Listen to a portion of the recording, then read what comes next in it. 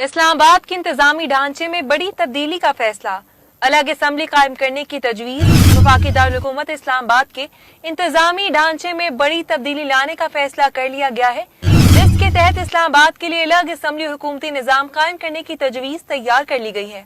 जराए के मुताबिक मुजव्विज़ा इस्लामाबाद असम्बली 20 से 30 अरकान पर मुश्तमिल होगी और इसके अरकान बराह रास्त अवामी वोट से मुंतखब किए जाएंगे। असम्बली को वफाकी दारुल हुकूमत से मुताल्लिक कानून साजी के इख्तियारात हासिल होंगे, जबकि इसका अलग सेक्रेटरीट भी कायम किया जाएगा।